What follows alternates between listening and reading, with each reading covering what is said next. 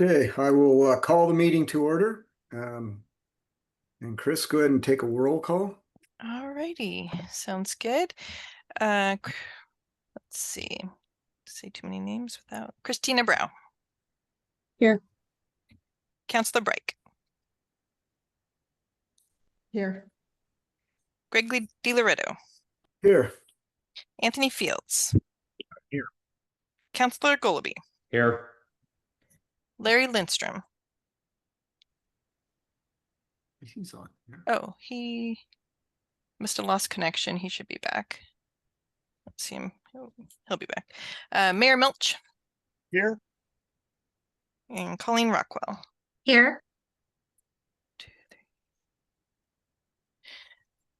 3. Not quorum just yet, but I'm going to keep an eye on folks as they are filtering in. So if we want to We have 4 excused absences tonight, Correct. and you counted 5 of us. That's all. Is that 1, 2, No. 2, 3, 4, 5, 1, 2, 3, 4, 5, 6, 7. 6, I have 7. Yeah. Out of how many? Oh, there's I need 10, but I see Councillor Cosrobati. I see you. I'm gonna mark you as here. Okay. And Gail. Zoom was really slow for me Oh, to really? get To going. actually like load up. Yeah. To be fair, Zoom has always been to me, so that may not be relevant, but it took about 15 minutes to get the multi-factor authentication code to get in. Oh, gotcha. So Okay, Larry's back. Larry's back. We got 9. We just need 1 more. Do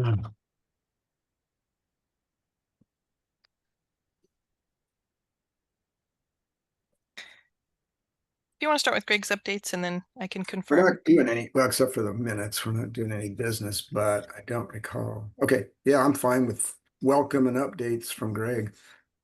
That's good.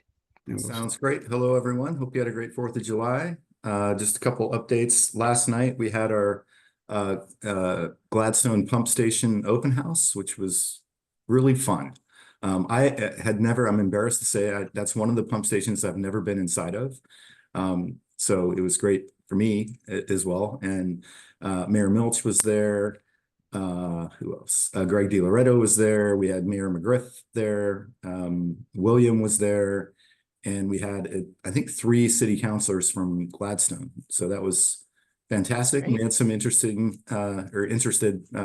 local residents that came by too. So it was a fun event. Next week is the annual Oregon Association of Clean Water Agencies conference over in Bend. Several WES employees will be attending, and I'm pleased to say that Jeff Stallard has the premiere or plenary session at that conference to talk about the Clackamole outfall project. So he's been working hard on that. We've been going through it, and it's going to be great. It's a heck of a story. We laughed, we cried, and we're through the worst of it. So, and then Alexa and Jeff have actually 2 more presentations kind of that run, what do you call that? Not concurrently, but anyway.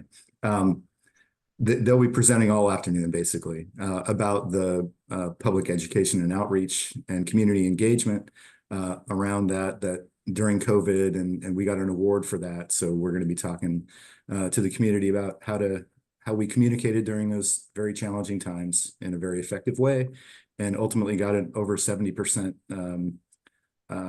approval or of a vote of Oregon City to allow the project. So kudos to them, and it'll be fun to talk about it. The SDC issues that we've been talking about recently took to the board, and the public hearing on that will be August 14th. So hopefully that will get resolved, and not resolved, but that'll get a bow tied on it then. So that'll be great.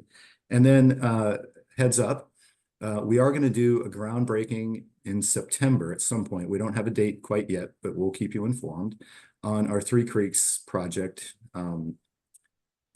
So we're going to do some kind of event to celebrate the kickoff of that long planned and highly anticipated project. So stay tuned. That's all I got. Okay, thanks, Greg. No one else came on yet, right, Chris? No, not Right. yet. Well, do we have any public to comment tonight? If anybody from the public, raise your hand if you'd like to comment.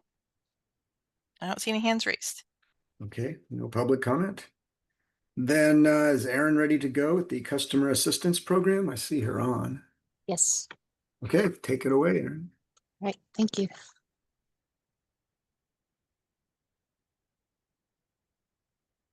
All right, so tonight I'll be sharing an update on one of the initiatives that we're working on, which is our customer assistance program. Next slide, please. So this is actually a slide that we borrowed from the Environmental Financial Advisory Board, which is a work group that the EPA tasked with researching affordability and creating a framework that could be used as kind of a best practice and for guidelines for utilities across the nation. And it so perfectly captures the holistic nature of affordability that I thought it was worth including here as well. And it also gives us an opportunity to define affordability. So we have quantitative definitions for affordability, such as percent of median income or hours of minimum wage it takes to pay a bill.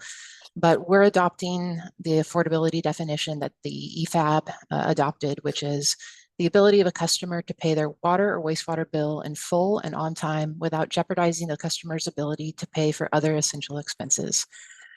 And really the work that we do to ensure and maintain affordability is throughout our decision-making processes. And the most impactful work that we do is the top 4 items that are listed on this slide. It has to do with how we plan our capital investments, how we time those and phase those in, how we target operating and maintenance expense increases as part of our budgeting process to be no more than 5%. A lot of our energy saving initiatives to ensure that we're controlling operating costs and operating cost effectively, how we leverage federal and state support through the use of SRF funding with lower than market interest rates or external grant funding that prevents us from having to collect that money through rates, and then also how we design rate structures. And we've done quite a bit of work this last year in ensuring that our miscellaneous fees and fines are achieving full cost recovery. And the board just adopted our updated fee schedule in June, which was implemented on July 1st. So ensuring that there's no cross subsidization and our actual rates are based on the cost of service is a really important element as well. Part of the work that we've done around capital investments has to do with the regionalization, the formation of the WES 190 and the partnership of Tri-City Service District and CCSD1 to be able to make shared investments in infrastructure, and also the work that we're doing with our city partners around the regional I&I reduction program. So all of that's really the heavy contributors to helping us maintain affordable rates. Customer assistance programs, which we're going to be talking about tonight, is one piece of that framework, and it's really just the tip of the iceberg. We want to maintain rates that are affordable for everyone, so that other work is really critical, and that's been our focus for the past several years, and will be going forward as well. Next slide, please. We have 2 initiatives that are tied to affordability in our strategic plan, and we came up with these back in 2023, so this has been on our mind for some time. We've shared with you during the budget process that top goal, which is around the quantitative measure of affordability based on the low impact rating, and WES is successfully meeting that metric. The bottom initiative is what we'll be talking about tonight, and that's the initiative to update our low-income discount program by 2025. We have a target date of December 2025, and we are on track to meet that. We did not set any specific targets for performance of the low-income discount program because at the time of the strategic plan, we didn't know what those would be. And so part of this update is also identifying targets for eligibility or targets for participation rather, and potentially like funding targets and other items like that. Next slide, please. So we kicked this project off in March, and it is a pretty long timeline because we're putting a lot of thought into this, and we're also building in a lot of time for stakeholder outreach. Our intention is to meet with all of our city partners and get their feedback on this. We're also meeting with other external partners. And then of course, we're involving the advisory committee, and we'll be taking this to the board down the road. Now, so far, we've completed research and planning, and that involved a team of 10 WES staff that represented customer service, so frontline workers who deal with our account holders every day, folks from finance and utility billing, admin services. One of our policy and performance research analysts did the heavy lifting and redrafting the procedure. So I want to thank and acknowledge all their work. That was a lot of work to get us to the point where we could draft a policy, which we just got through legal and funding review.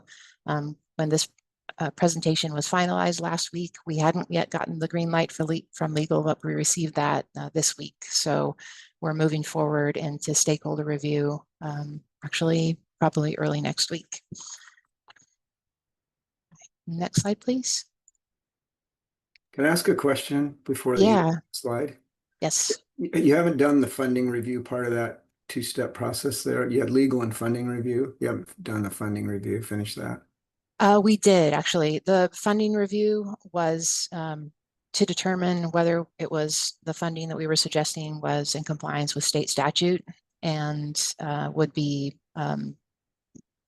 like potentially able to be challenged. And I can get into that a little bit later when we talk about some of the opportunities that we're focusing on. Thank you. Yeah, thank you. Next slide. So the research and planning phase really took the form of a mini SWOT.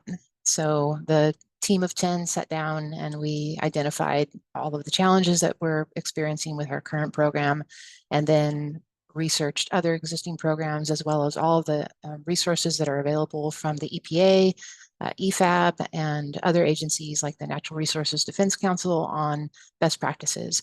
And there are a lot of emerging best practices that we intend to capture with this update.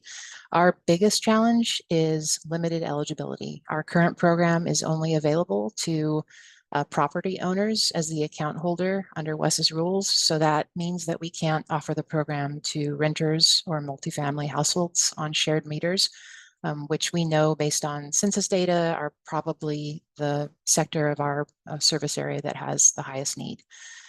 So looking at some opportunities there, we met with PGE a while back, and we actually have a follow-up meeting next week to talk about an idea where we could potentially extend WES's discount onto the PGE bill, because renters still get billed directly for electricity. So we're really trying to think creatively about how we can reach that hard to reach group of households. We're thinking about partnering with other utilities. We've reached out to Sunrise and CRW, and are planning to meet with both of them soon. And we're also exploring whether it might be possible to pilot some agreements with landlords or even with county housing services to have the discount passed through to renters of income qualified housing. So lots of ideas there. Part of the reason that's part of the reason that it's underutilized. And 2020 Run report found that most utility-led water assistance programs only reach about 10 to 15% of eligible households. And the other issues that's attributed to are really logistics. And that's the opportunities that we listed under or next to underutilization. So we're trying to determine who is eligible, how many households are eligible, where those households are, and I'll share a map with you guys on a later slide. That's a side project that we're working on as part of this. A low-income household has to find out about the program. There could be language barriers there. They have to apply for the program. If the application's only online or only on paper, that could create a barrier to entry. They often have to provide documentation that proves income. That can be difficult for a household that's struggling to make ends meet to put together. And then, of course, they have to periodically reapply and wait to be approved. So it's a lot for a low-income household to manage. So our opportunities around that involve trying to simplify things as much as we can and broaden that outreach. Data sharing with partner programs is one item that we're super excited about. The Natural Resources Defense Council just came out with a report in late June that was a series of case studies about successful data sharing agreements between utilities and state agencies or cities or other utilities about how to get information about who's eligible, and then that becomes an opportunity to automatically enroll. So if somebody's already in another utilities program and they have similar qualifying criteria, you just get the name of them and then that person gets automatically enrolled. So it is one potential area where we could really improve utilization. And then the state of Oregon, so getting back to the funding question that Greg had, doesn't explicitly address customer assistance programs for non-commission regulated utilities. Mayor Milch. Just a question on eligibility. I know that some programs like this that offer assistance use existing programs as a basis for eligibility, like someone if they qualify for free lunches at school or SNAP benefits or something of that nature. With changes of some of those things coming at the federal level, are we relying on a program like that, or do we have our own criteria and our own means of determining eligibility on an individual family basis? Yeah, that's a great question. So we set WES's program eligibility at the same criteria as the Low-Income Heating and Energy Assistance Program, LIHEAP, which is 60% of state median income. And we did that because we wanted to establish categorical eligibility with the LIHEAP program. But LIHEAP is also a more generous criteria than the other means tested programs such as SNAP, TAMF, WIC, which we could have categorical eligibility with too. So if coming out of the new bill, there's some changes to income levels, we may modify WESs to sync up with those to simplify enrollment and eligibility requirements. But I think for now, we're in a good spot with syncing up with LIHEAP. But great question. So we wanted to proactively address the fact that Oregon doesn't specifically address how customer assistance programs are funded for non-commission regulated utilities, because that creates the potential for a program to be challenged. So our updated cap includes a formal funding plan that lists out our funding sources, what percent of budgeted ratepayer funds we would potentially use each year subject to director and then budget approval, as well as identifying additional funding sources that are non-rate revenue, such as late fees and certification fees that could be a real opportunity for us to expand the program without impacting rates. It also sets overall targets and levels annually for funding levels. So that was reviewed by council to ensure that we could use ratepayer funds in that way, and also that we could use non-ratepayer funds to fund the cap. And one of the suggestions that's come out of all the good work of the EPA and EFAB is to build a business case for how customer assistance programs help reduce delinquencies and improve payments. So we will be monitoring that and assessing that to ensure that there's a nexus there for the use of those funds. This is not a comprehensive list by any means. We also discussed implementing potentially multiple assistance tiers. Our current program is only one tier, a 50% discount off the rate. We realize though that could be administratively more challenging. So we set that aside and are considering it for a potential phase 2. Next slide, please. So some of the changes that we're considering involve expanding the types of assistance offered. We're also looking at a very minor rebrand from calling it a low-income discount program to calling it an income qualified discount. We have heard that there's some stigma associated with the term low income, so income qualified is kind of a more accepted term. We're also looking at implementing emergency or crisis bill assistance. That would take the form of maybe someone's lost their job, or they are unable to work due to health reasons. They call us up, they say that they aren't able to pay their bill, and then we put a one-time credit on their account that would cover a couple of months of bills. Late fees waivers and forgiveness, since we're now charging penalties again after a few years where those were paused. And then referrals to other programs, super easy for us to do. And as we've talked to potential partners, that's been revealed as an easy win. So we aren't looking at changing the discount, but we are looking at extending it to cover surface water charges as well. And then putting the application online to try to make it a little bit easier for folks to access and complete, and also to reduce the administrative work that our staff have in processing paper applications.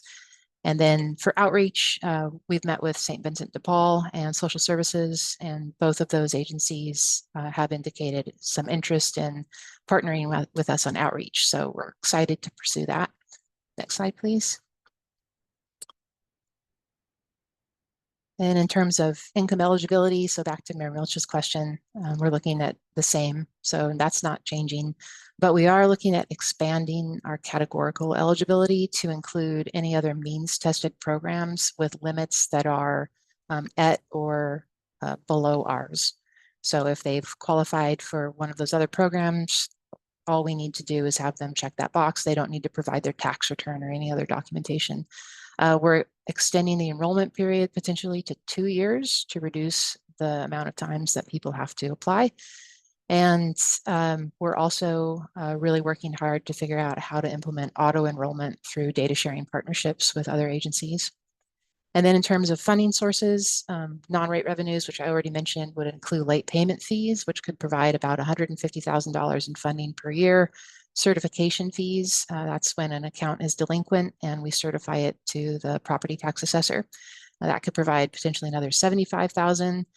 Donations or roundup programs, which I believe the city of Milwaukee might do, is potentially a phase 2. That might look like rounding up a payment on a bill.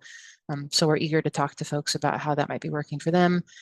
Grants to the extent that those are available, although that seems like a constrained source these days. And then we all are also setting a target for the rate funded portion, so a cap to ensure that we're not using more than an approved amount of ratepayer funds to fund the customer assistance program.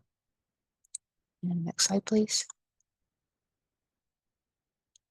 And so speaking of targets, this is an early view of one of the projects that we're working on with Esri, an external vendor, and then also a super talented county TS who specializes in GIS and mapping. And this is an idea that we read about in an American Society of Civil Engineering journal for a project that they did that joined census data with mapping data to assess wastewater affordability in communities across the state of Alabama. This is a more granular level because we're looking at WES's service area and we're trying to determine what percent of our customers are eligible. So we're trying to get to a household figure. What's the number of households that are potentially eligible so that we can use that for determining the discount amount. If we find out that there's a lot more households than we could afford to fund at the current 50% discount, then we might consider reducing the discount amount to reach more households. And we also want to identify if there are areas of particular need where we could focus our outreach, whether that's through direct mail or partnering with a community agency that's stationed out of that neighborhood. And then we want to evaluate program effectiveness over time. So we'll be able to see enrollments increasing in response to our efforts around outreach and other program elements. And next slide, please. So that takes us to next steps. So executive review and approval is going on right now. Ron and Greg are reviewing the draft procedure, and then we'll incorporate any feedback that we receive from them.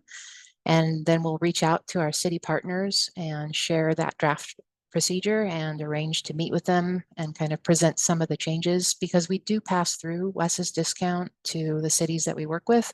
We want to make sure that what we're proposing is going to be something that works for them. And if they have ideas, then we want to ensure that we incorporate those too. So it's a very collaborative project.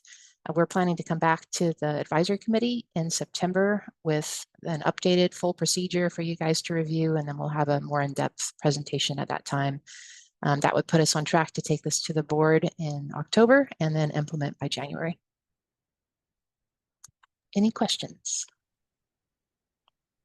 Mayor Milch.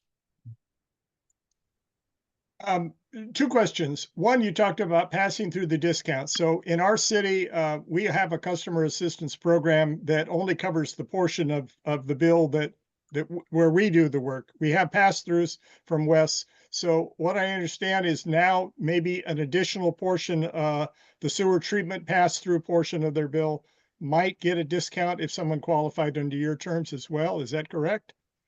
Yes, and it does currently. So Gladstone pays half of the wholesale rate, so they get a 50% discount on the wholesale rate for the customers that qualify under Gladstone's program.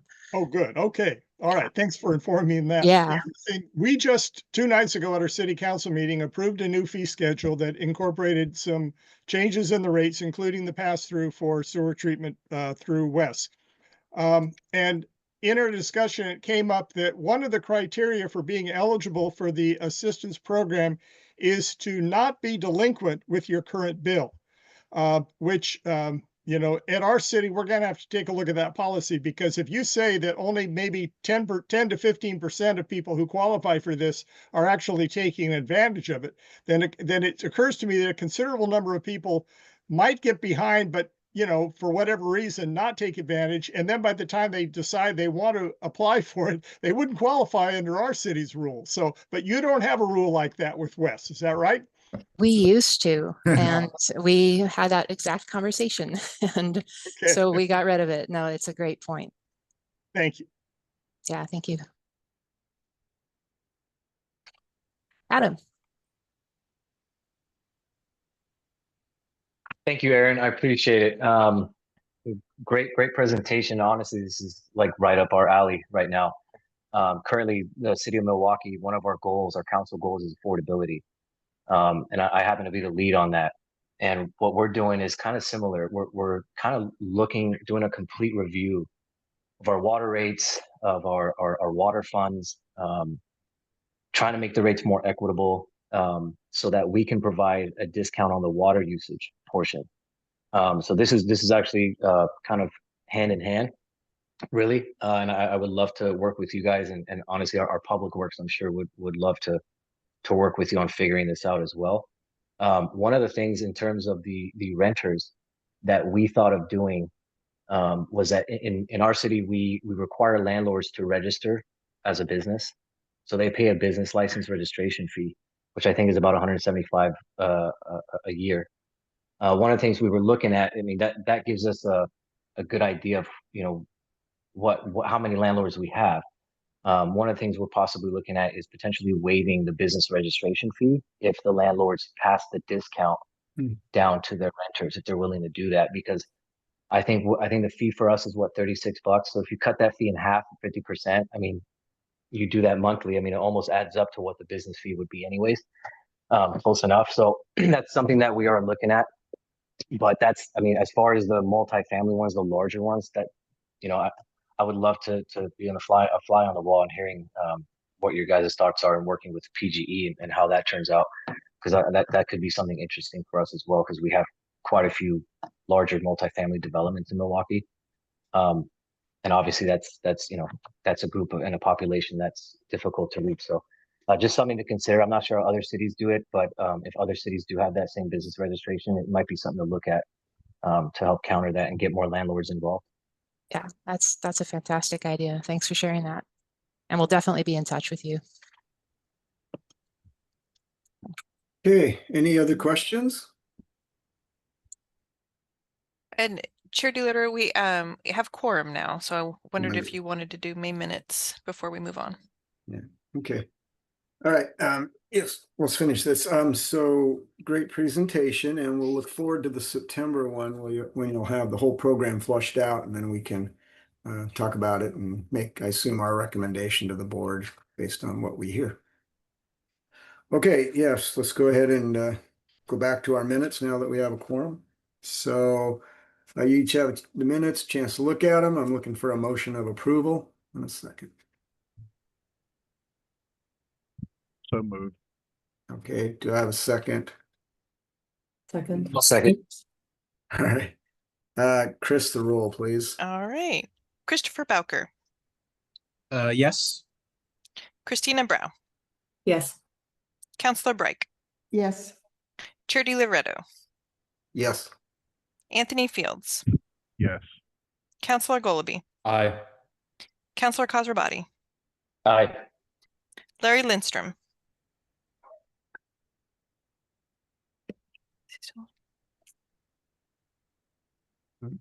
Larry, did you hear me on that one, or maybe he's traveling, so I'll get back to Larry. Mayor Milch. Sorry, I had Oh, you're fine. abstained. I couldn't get the mute to shut up. But Okay. I'm abstaining from the vote. Okay. Mayor Milch, Yes. Colleen Rockwell. Yes. All right. Minutes One approved. abstain. Okay. All right. Thank you, everyone. Let's move on to capital projects update. Jeff has taken the lead. Excellent. Thanks everyone for giving me some time to chat about kind of looking back, or this is the look back at what we've accomplished over the year, and then the next time I'm here talking to you, we'll be looking for what's coming next year. So always excited to talk about the nice work that we are doing out in our systems. Next slide.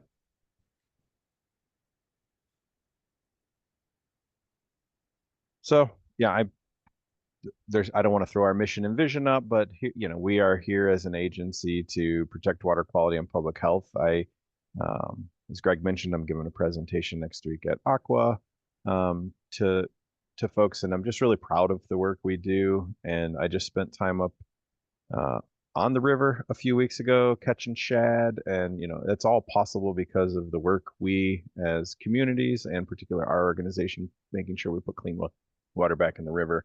I view our water as resource, so I like to protect it, and so that's what I'll say. But I'm glad to be a part of an organization that works to keep things clean for us to enjoy the rivers. And next slide. So just as we think about the capital plan itself, right, it's built on the backs of other plans. Essentially, some of it feeds into, like the capital plan feeds into our long range financial plan. That really gives us a nice 10-year outlook on what we're doing.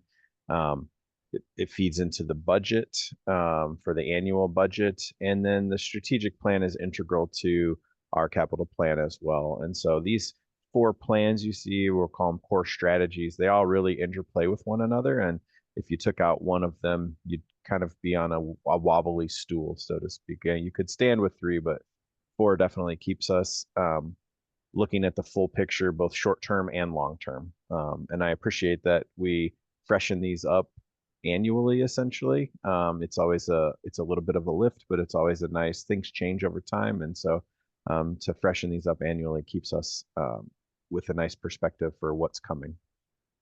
Next slide.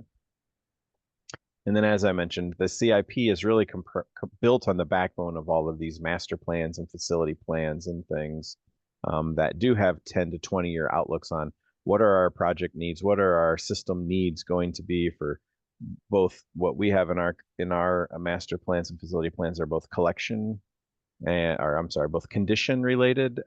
What's the aging of our infrastructure? A lot of our infrastructure was built in the 80s, and so what does that look like? When is that bill coming due, so to speak, on when we're going to have to do that?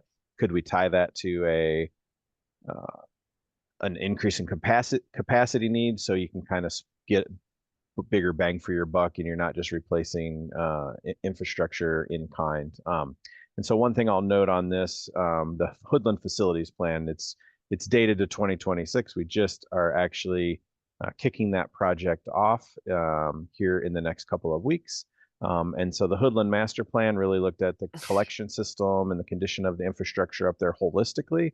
And then this Hoodland Facilities Plan will dive into, similar to like our Willamette Facilities Plan, looking plant specifically, what's the infrastructure there, and what might we need to do for growth. We've seen, if you've driven on 26, you've seen there's trees coming down and other things. We hadn't accounted for much growth up there, and so we're going to dive back into that with this Hoodland Facilities Plan and make sure that we're planning for what might come, while also looking at, we're operating rotating biological contactors, which is a very 70s and 80s technology, higher energy intensity, and parts are getting harder and harder to come by. So really looking, that's that condition piece versus the increase in capacity piece. So without these plans, we would have a capital plan, but we wouldn't be very well informed. And so having these plans lets us make good decisions on our needs.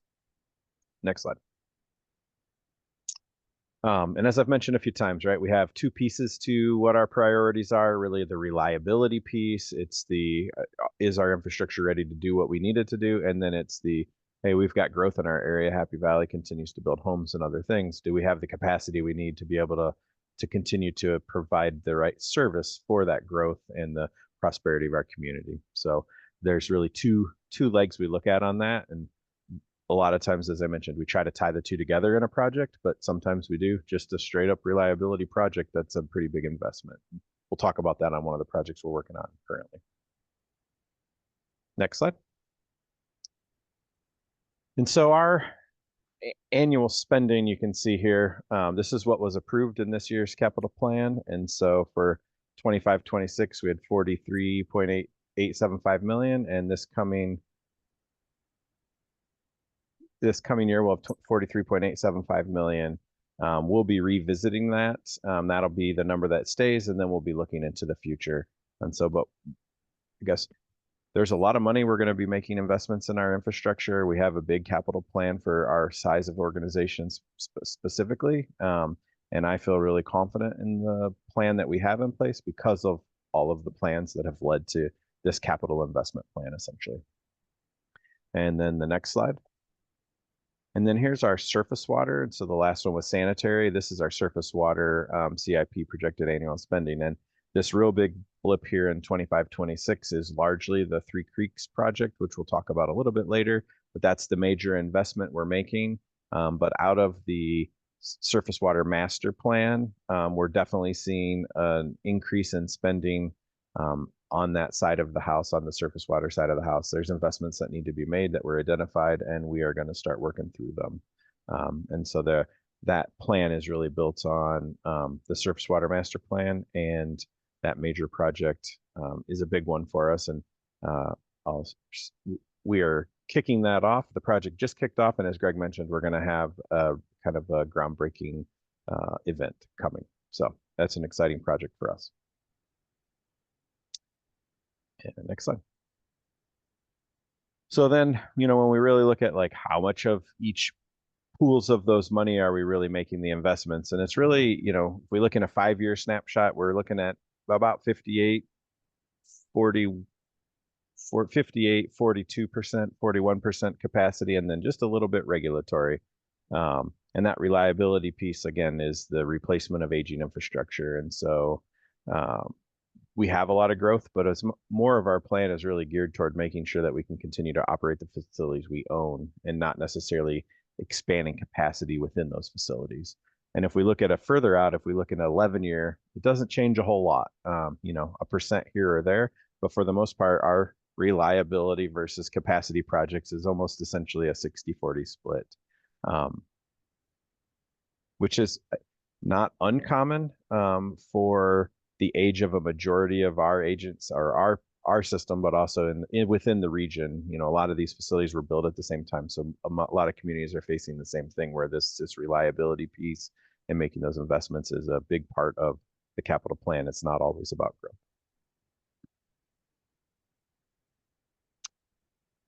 So how are we doing delivering the CIP? I think historically, at least when I first started, we had a plan, but we weren't able to deliver the plan. We were understaffed to really deliver the plan, the needs of the plan that we have. As we talked about over the last couple of years, we've built our capital delivery team up, and so we have 25 of the 25 kind of major projects or 25 major projects planned. We have 22 of those underway at this point, and we have 3 projects we're going to be getting RFPs out for next year. One of the things I'll mention is the landfill project, the wet weather expansion, and one of the projects we're actually combining that. We'll see in the next iteration of the CIP, we're going to deliver that as a program. They're tied together. we got to understand what we're building for the wet weather to make sure we mitigate the landfill appropriately, so we're not doing one and then digging right back through what we just did. And so we're trying to make sure we optimize the delivery of that. And so you'll see a little bit of shifting in that number with the next CIP. But we currently have all of the projects we are intending to get out, and that's a pretty exciting place to be, because that's not historically been something that I can state in this kind of look back at the year. For the 24-25 fiscal year, our budget was $79.5 million. We're estimated this based on current kind of where we're at in construction and other things. We're going to spend about $65.5 million, so about 82%. If I look back at the previous 5 years, we were down around the 50% of spend, and so we've really seen an uptick with the new step with the additional staff to deliver that, and we're still targeting getting closer. We'd like to be at the 90% level, so we're not quite where we want to be, but some of that's in our control, and some of that's construction schedules shifting around between fiscal years can have an impact on that. But we're doing our best here to make sure that we're delivering the projects that we've set out to build. And as part of that work of the 22 projects, we're between consultants and construction contractors and surveyors, our group's managing about 51 active contracts at the moment. And so we've got a number of contracts that our project managers or my team's managing. And then beyond the kind of 22 major projects, we also have the ongoing programs we've mentioned before, the I&I reduction work. We're collaborating with our member communities on that.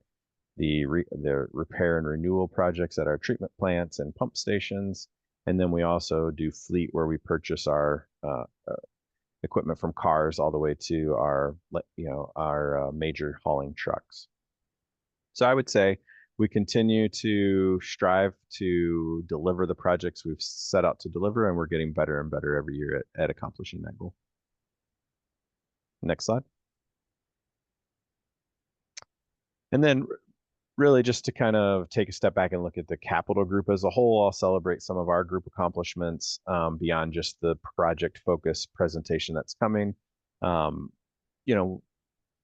strive to have our organization be leadership and be recognized for being active leadership, taking positions of leadership in committees and communities. And so Jessica Renner was named the chair of the Utility Management Committee for PNCWA, which is a really nice role for us to have representation in. Zach Kohlmeyer is a major part of the APWA Education Committee. Gail, who you'll hear from, she's on major committees. And so we just really continue to take active roles and leadership roles in our committees that support our group.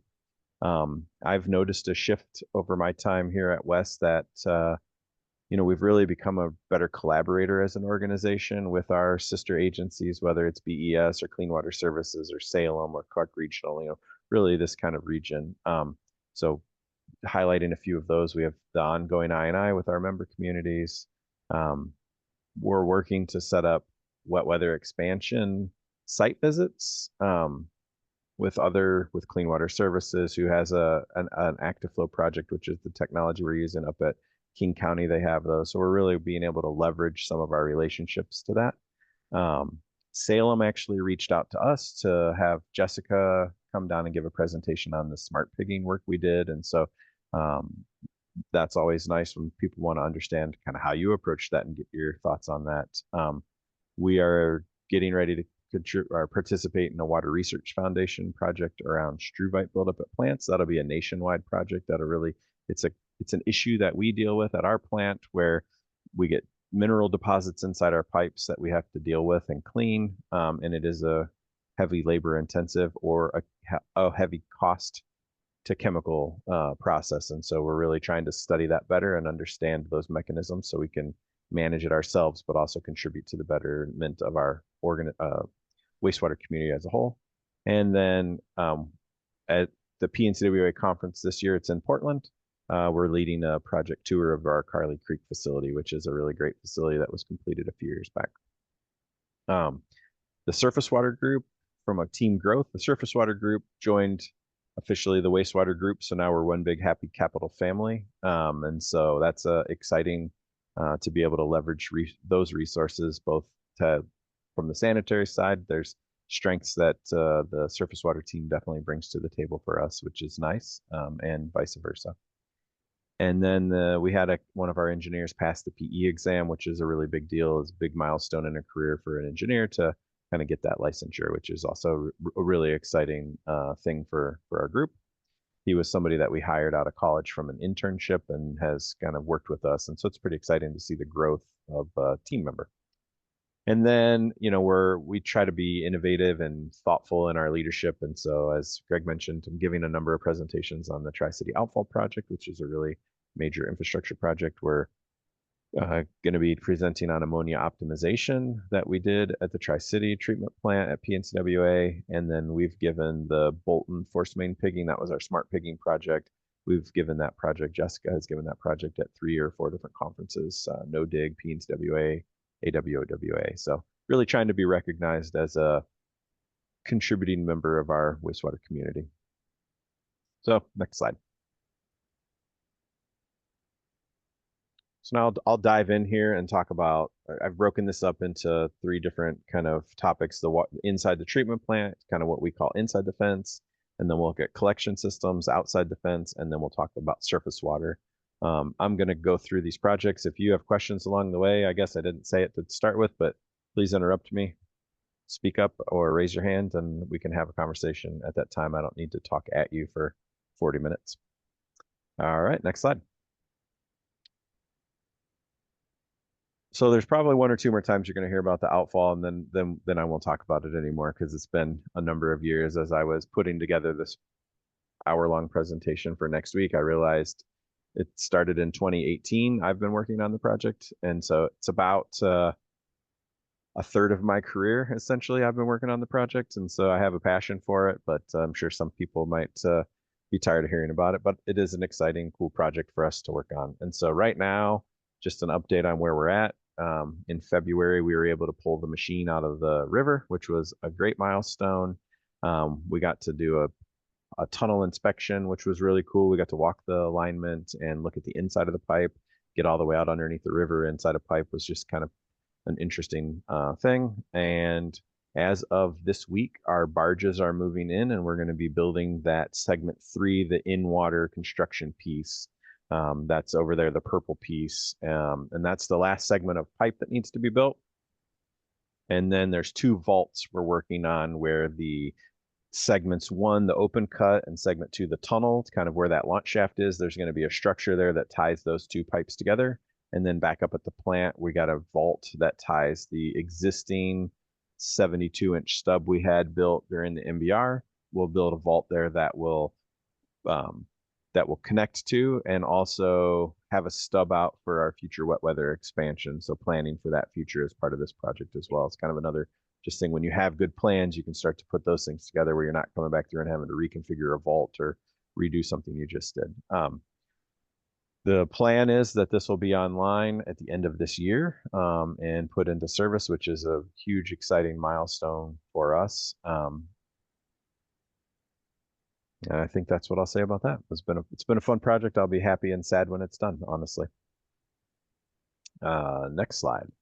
So the Tri-City IPS, the Tri-City Influent Pump Station. This is what takes flow from our gravity portion of our collection system that comes to Tri-City and pumps it up to our bar screens. So that's really the last time we need to pump the flow.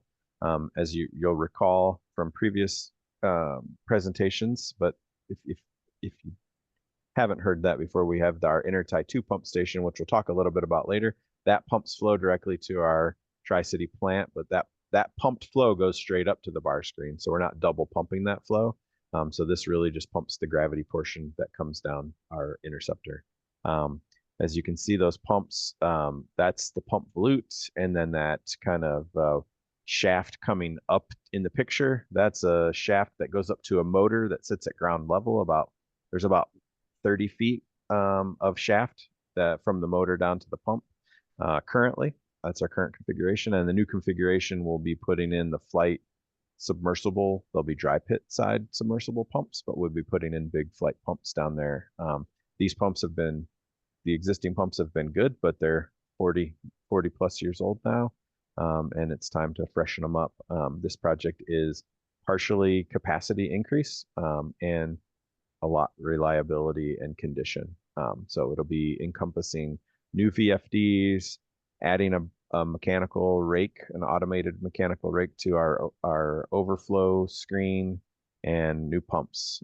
With this increase in capacity comes a decent amount of electrical improvements, which are pretty costly, but necessary to be able to drive the new pumps.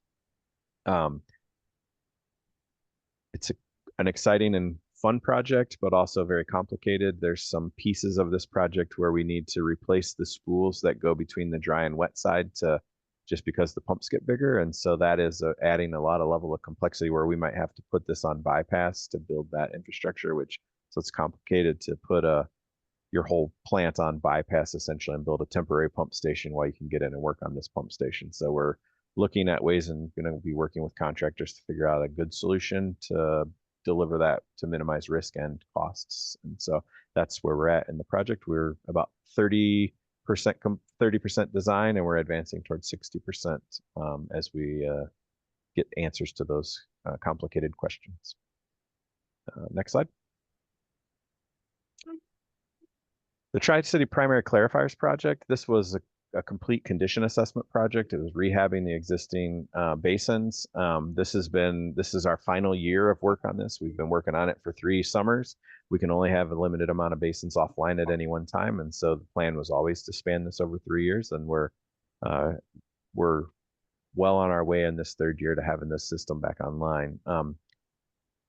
One of the things I'll note that's been a benefit that wasn't necessarily planned for or expected is the solids. And so what the primary clarifiers do is they take solids, we take our treatment through screens, then we get rid of grit, and then they come to these primary clarifiers. And the primary clarifiers slow the flow down, and they let fats, oils, and greases float to the top, and your solids, your initial kind of bigger solids, settle to the bottom. We were getting around 3% solids, and with this new setup, we're getting roughly 4.5% solids, and so not a lot of difference. But what the benefit of that is that means we're putting less water in our digesters. This primary sludge goes straight over to our digesters from here, and so if we can get 1.5 or 2% more solids out of this flow, that buys us more digester capacity. And so one of the kind of benefits we weren't expecting is the potential to maybe delay even having to build a 4th digester a bit, because we're getting less water in our digesters. And so with less water is less flow, is making more room for solids to be in the digester. So sometimes you get side benefits of projects that you're not necessarily expecting, but a positive one nonetheless. And as you can see, this project consisted of resurfacing aging concrete that's had aggregate exposed. So we're coming in with hydroblasters, cleaning off anything that's loose, rebuilding the surface back with a cementatious material, and then we're replacing all of the mechanisms and scrape arms in the basins to new. So an exciting project that is 100% condition related. Next slide. Aeration basin improvements. We have recently kicked this project off. And so one of the biggest energy users at a treatment plant is the blowers, and that is all around aeration control. And we just finished a project similar to this at the Kellogg Creek facility, and now we've taken that knowledge that we learned there on that project and brought it over to Tri-City, where we're going to implement this. And so your goal, and when you're doing wastewater, is to grow the right bugs, right bacteria in your aeration basins. And so how you do that is you specify a specific amount of air that the right bugs that you want to grow in, you give them the best growing environment. And so if you can control that really closely, you can have a much better functioning aeration basin. And also different lower swings in blowers will save you a lot of money. And so for this project, we'll be chasing Energy Trust money around process improvements that save power. Energy Trust will pay us some amount of money. It's undetermined at this point until we figure out what that looks like, but they will contribute to our project for saving power. And that's something we're going to be chasing on this project. And then the picture there with the control panel, that is a side part of this project, is those programming logic controllers, PLC, programmable logic controllers, PLCs. Those are, 17 years old at this point, and so really are not compatible with new technology of what we have coming in from an instrumentation perspective. And so part of this project will be replacing some of that infrastructure as well. So this one has a little bit of both, mostly condition and a small amount of potential capacity just with having better control, but it's largely a condition related project as well. Next slide. The Kellogg Creek Administration Building, we are rounding through 90% design and going to be out to bid here in the near future. I'd say sometime late August, early September is our target currently. We had a little hiccup with some low voltage coordination.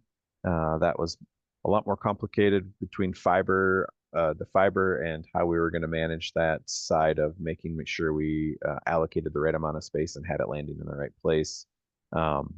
We needed more space than we thought we did initially, so that caused us to not change our design, but really work through and get creative for how we placed and where we put things. But that project is very exciting. This is just some renderings and things of examples of one on the left side, what it's going to look like from the exterior, and then on the right side, it's kind of some of the colors we've picked and some of the wood exposed wood that's in that facility right now that we're gonna drop ceilings out and re-expose that nice shiplap wood. Next slide. Oh, one more thing on the Kellogg admin. Construction's about 9 months, and so sometimes mid to late next year. My hope is maybe we can be having this meeting in person at that facility next year when I'm given the update on the CIP, but we'll keep you apprised of how quickly we can turn that around. Next slide. And then Kellogg Creek Disinfection Project. And so we currently operate a dual system at Kellogg Creek. It's a UV system for our main disinfection, and we have the capability of having a backup hypo disinfection. We have chlorine contact chamber there, and so we can really do it either way. The UV system there is old. The company that produced it is no longer in business. That company's been bought 3 times, and so there's one place we can get replacement bulbs, and it's become kind of an animal of a piece of equipment to keep alive. And so we're going to be embarking on replacing that with a newer technology UV system, and one that will have a little bit slightly less impact on the flow through that system. And so it's a super exciting project for the Kellogg Creek maintenance staff. This is a heavy maintenance intensive system to operate right now. And we are currently at 30% design, heading towards 60% design on that one. Next slide. So I'll transition now out of the kind of inside the fence and talk about some of the collection system projects we have going on. Next slide. So the Intertie 2 pump station and force main, it's 2 construction contracts. So we have 2 different contractors working on it. One contractor is focused on the pump station improvements, and those improvements include adding a big pump and adding a generator and a new PLC and control system to control it. And then we have a second contractor working on filling in the gaps. All the yellow portions out there are all gaps in our 30-inch force main. So we have a 20-inch force main that parallels that. So we'll have paralleling force mains 120, 130. It'll be a really nice system when it's done, but this construction is underway right now. If you live anywhere near Johnson Road and along this corridor, there will be, you've seen, I'm sure already, but there is some traffic impacts as we build this. You can't take up a small footprint when you're building a 30-inch pipeline. It's a pretty big pipeline. If you drive by up at the plant, they have some 30-inch pipes staged up along Washington Street right now. And so you can get a sense of what 30-inch pipe, it's hard to envision what 30-inch pipe is till you see it. Mayor Milch, I see you have your hand up. So as I understand it, then we have the 20-inch pipe is in place everywhere and currently in use. We're adding 30-inch to fill up some gaps. But when we go operational, you'll be using both, or are they there for redundancy purposes? What's the plan? The plan is they will both be used seasonally. we might take one offline. In the dry season, we don't need obviously both. Operationally, we might still operate both of them. We might rotate between them. It's becomes it's a challenge. It's a long pipeline, and so it's a challenge to take one offline. There's not a great way to drain every section of it. It kind of it's a force main. It follows the ground, so it does go up and down. I think historically, I anticipate that we'll be keeping both online all year round and just operating both of them, transitioning between them in the low flow months where we keep both going. Long term, from a wet weather perspective, we will need both of them in the near term to be able to accommodate sending flows to the Tri-City. And so this is all part of we got to start at the lowest end, which is the outfall, and we're working on this portion, which is the pump station. And then, as I mentioned, this wet weather expansion's coming. And so it's really about wet weather capacity for us in most of our facilities that we're trying to gear up for that. The increase in pipe in the ground causes an increase in flow during wet weather. But both the 20 and 30 will be used and put in service. Thank you. Yep. Construction on this one, it's going to extend through it's December of 2026, and it's when the system would be brought online. The pump station will be brought online. As I mentioned, there's a new pump and generator going in at the pump station, and then this 30-inch. And then there's some piping work at the treatment plant that needs to be reworked. Mayor Milch, to your point, if we want to take this offline, or we're putting less flow in a pipe than we would like, sometimes you can get deposition of solids. Solids fall out of flow if they go too slow, and so we'll have a pig launching station that our guys could come through, launch a pig, and clean it it might be once every 5 years they have to do it, as we notice flows or capacities change in the system. And the other way we combat that is we do flushing cycles, where we might surcharge our sewers for a little bit of time and then turn the pumps on full blast, and let them cycle through and get velocity up in those force mains. And so we have a couple of ways we can combat that, but operationally, I think we'll end up operating both of them at the same time, even if we don't need it from a capacity standpoint during the summer months. All right, next slide. And then the Clackamas Area Interceptor Improvements Projects is continuing. This one we are done with 60% of the entire alignment. And so now we've shifted our focus into advancing the middle interceptor design to a project to put out to bid next year. And so we'll be bidding the middle interceptor next year. A lot of coordination needs to happen between now and then, specifically with ODOT, Clackamas River Water. We're going to be crossing a lot of utilities, but now we're focused more in on just the middle interceptor part at this point. The upper Clackamas interceptor, I should have this number off the top of my head, it follows on the middle, and then the lower portion is currently projected out in the 2035 time period, but we will continue to monitor through our hydraulic modeling to make sure that we get that built when it's necessary, not too early, but also not too late. And so this project is really three projects, four projects. Mount Scott and Middle will go out kind of together at the same time, and then the other two will be later. We've done a lot of outreach with the community on this one already. There's going to be an impact because we're going to be building all along 212, and it's going to be tough construction, but necessary to increase the capacity of this system for sure. And next slide. The Rock Creek Interceptor, Chris Randall is very familiar with this project. And so basically, if this takes our existing Rock Creek Interceptor and extends it all the way up north to the Multnomah County line, and then it takes an east extension along Troge Road. This is critical for Happy Valley and the growth in that area, but particularly around the new community center they're building there. And we are coordinating closely with them. There's another project, the 172nd Avenue project through DTD is another project. So there's a lot of collaboration going on with between WES, DTD, and even Happy Valley to make sure this gets brought on and in place to get ready for Happy Valley to bring their new community center online. At this point, we are rounding our design through finished up 60% design, and we're moving towards finished up 30% design, moving towards 60% design. Once we have 60%, we'll feel pretty locked in terms of our corridor, and at that point, we'll be reaching out this fall to begin to acquire the properties and easements necessary to build this facility.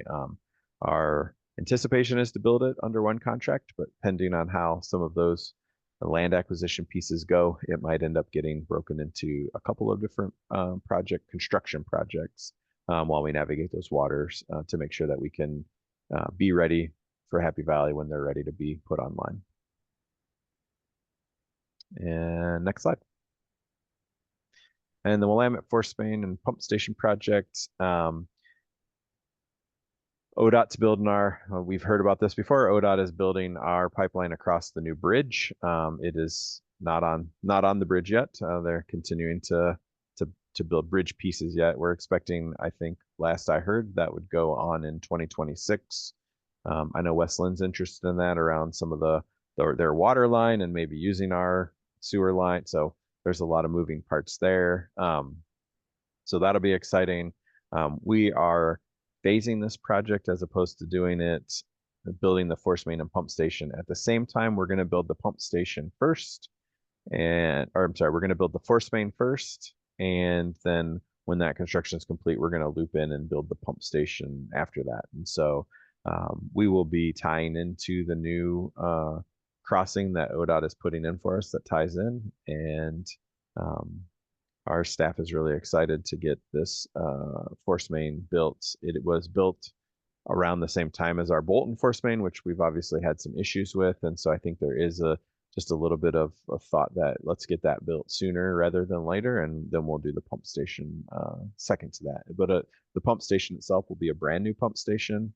It'll replace the existing pump station. We're moving it up the hill a little bit. Away from the river. That gets us into some better grounds to build on, which will save us money on ground improvements and stabilization from an earthquake perspective. So an exciting project. We're working closely with Westland on this one. It is going to be impactful. Just the force main is going to go down Willamette Drive, which is not great, but it is just one of those things. It's the corridor that is the best corridor to work through. So from a traffic impact, it'll have impacts, but we'll work closely with Westland on that as we continue to advance the project. Next slide.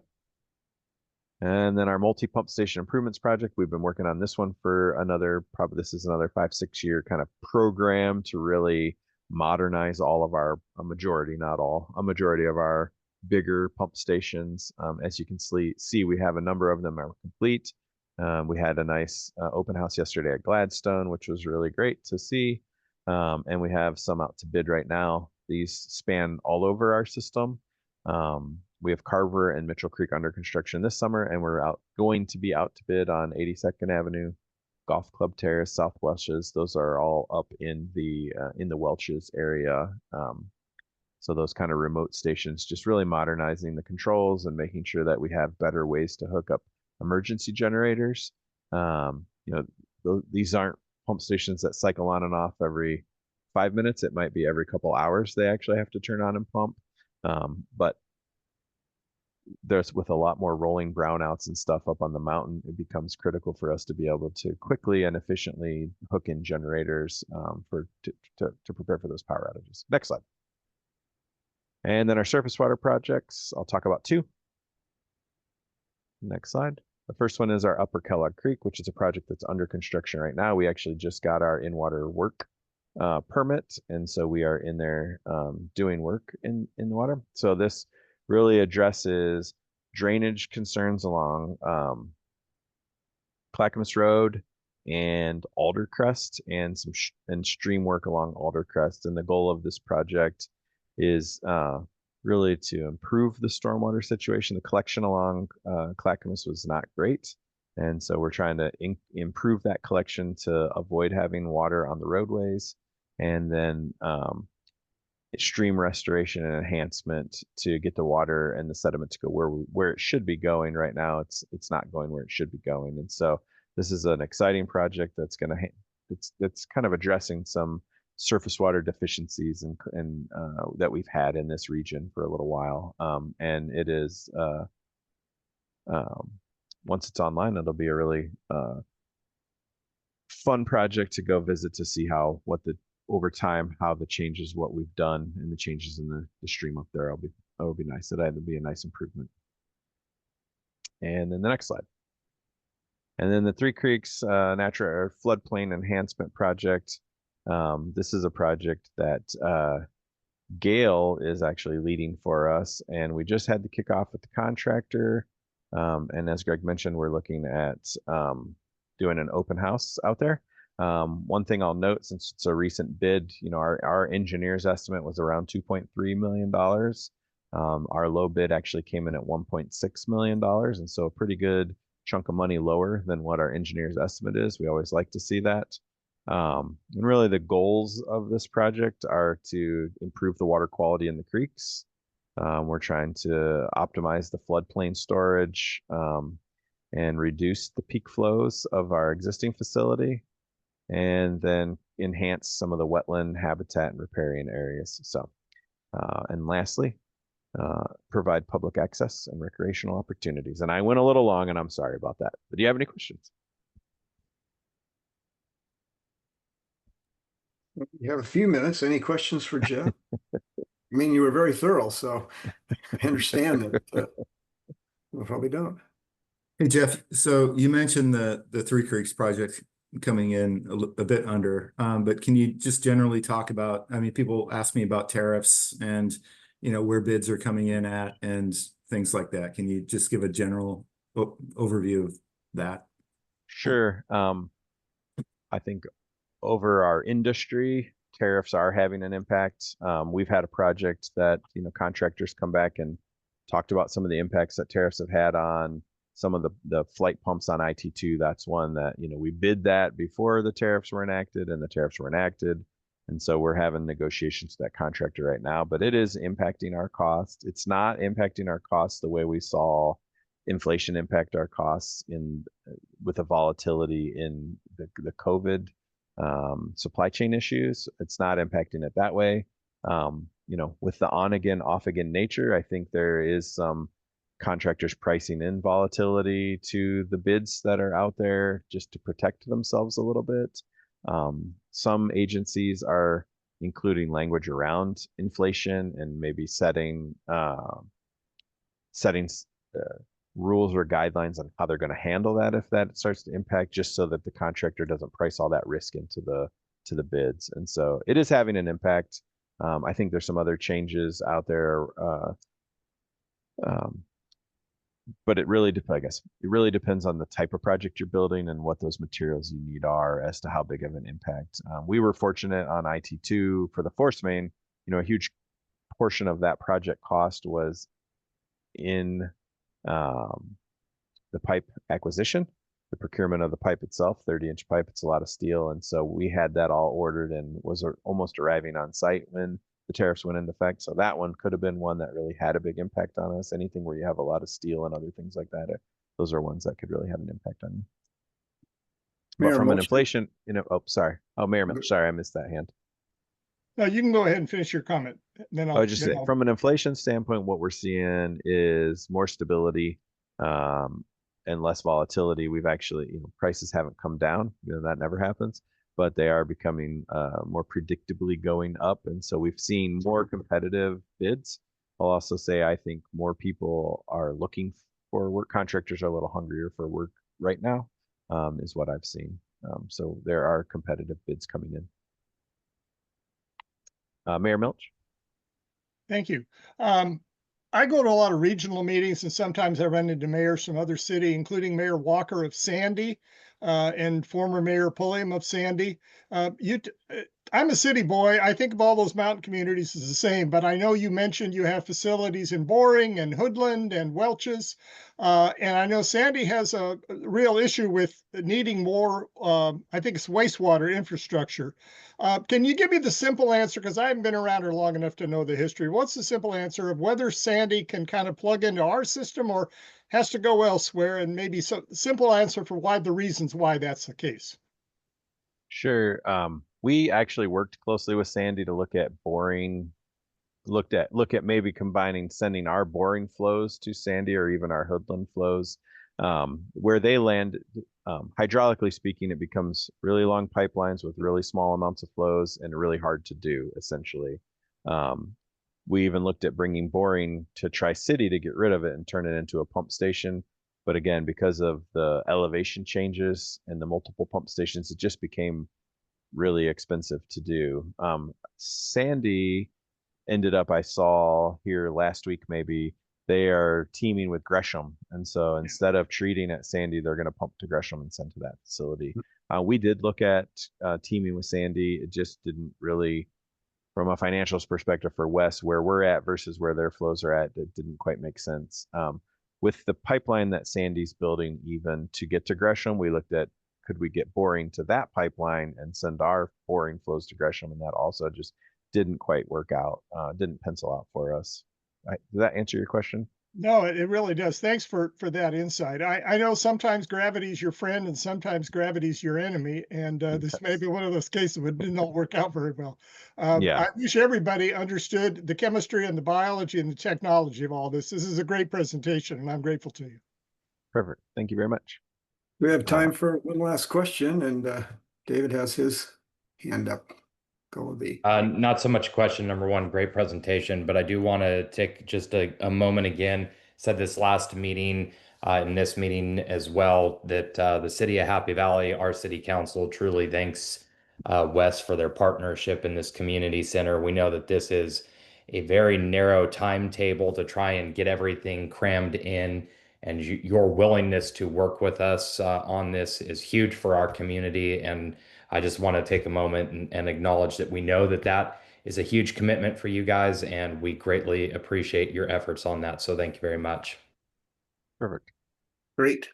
All right, Jeff. Well, thank you very much. Informative as always. Appreciate it. We will now move to the River Health Grants, and Gail's going to give us an update on that.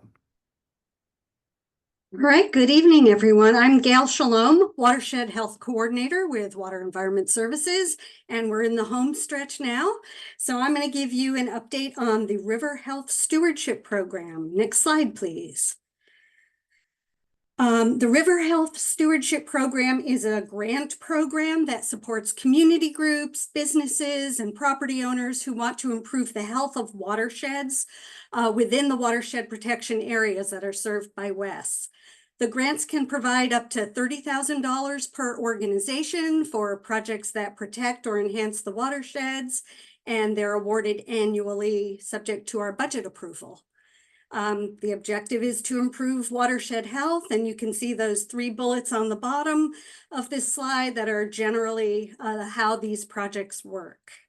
And then just to note that the funding has grown since we first started our program in 2013 from $152,000 a year, and now this coming year we will be distributing $330,000.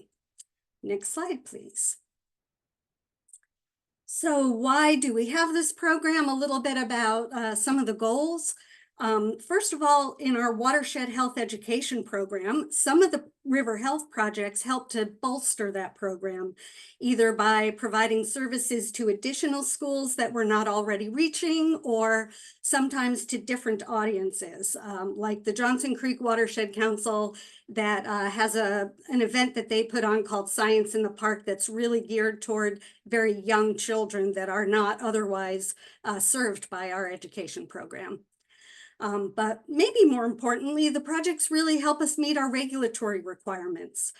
For example, our municipal stormwater permit requires us to increase knowledge and awareness of watershed impacts, watershed science, And our TMDL parameters are really addressed by the bulk of these projects that involve riparian planting. So those will address temperature, for example, and by controlling erosion, indirectly mercury. So really those are beneficial with our TMDL requirements. Next slide. I have time to give you highlights of 2 projects that we completed this past year. So I'm going to talk about these 2. Next slide. First, Bob's Red Mill. Their green team has been working along with a contractor on restoring about a 4.5-acre wetland on their property that they've named Mills End Wetland. It's just south of our Three Creeks property, so really almost attached to our project. They've been controlling controlling invasive species, planting natives to improve habitat and water quality. And the area does also get runoff from impervious areas on their lot. So it does actually provide some stormwater treatment as well. You can see in the lower right-hand corner of this slide that this site used to be an impenetrable wall of blackberry. And then the other pictures on the slide show you what it looks like now. They've really gotten that blackberry under control and the natives are coming in nicely. Next slide. The Happy Valley Heights Homeowners Association project. This project is led by a resident of this HOA named Dale Gunther, who's a retired forester who's just really active in his HOA and really does a lot to give back to the community. Happy Valley Heights owns around 80 acres of natural area. And for reference, that's actually similar in size to our Three Creeks property. Dale wanted to improve the condition of their open space. And so they've been working to improve that natural area little by little. Every year they do a little bit more. And at this point, Dale is now assisting other homeowners associations in the area, mostly in Happy Valley. At least 6 HOAs that are actually bundled together under this grant. So even though it has the name Happy Valley Heights, it works on several natural areas for several HOAs. So at this point, it includes Bella Casa, Lincoln Heights, Shadow Ridge, Claremont, Red Rose. And just a little shout out to Dale Gunther, if anybody knows him. He's such a great asset to the community, really lending his expertise to oversee all these projects that are bundled together. And it's been really inspiring to see how he and how one project can kind of spread and catalyze more work in a neighborhood. Next slide. All right, here's a list of our grant recipients for the new fiscal year. You can see most of them are nonprofits. The bulk of the funding goes towards projects that improve riparian and wetland areas. We have one workforce development project, which is the Northwest Youth Corps. We've got 2 education projects on our list. And in addition to the nonprofits, we've got 2 grantees who are homeowners associations and 1 business. So a variety. Next slide. And I'm going to highlight 2 of the upcoming projects for you as well. Next slide. First of all, Columbia Land Trust is partnering with Bird Alliance of Oregon to bring the backyard habitat certification program to our district.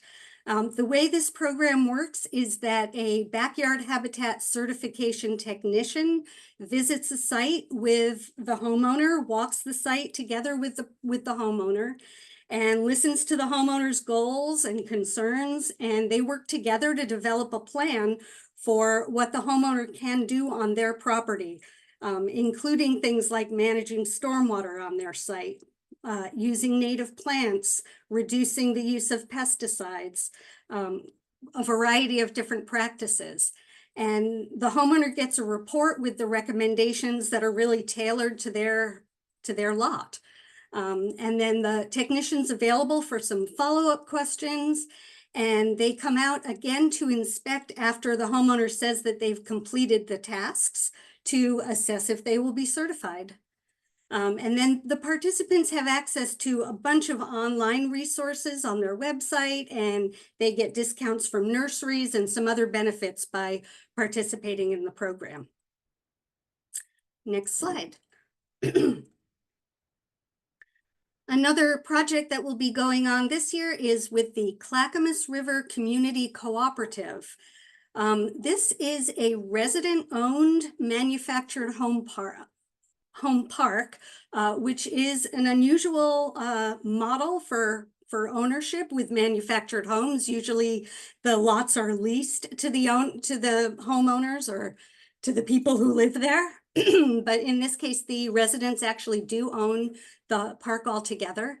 They've got somewhere between 7 and 9 acres of green space, depending on the river's water level. That has really been converted to a protected riparian zone. And in the past, CRCC had some really high flows in Sebin Creek, which is along one side of their park, resulted in substantial bank erosion.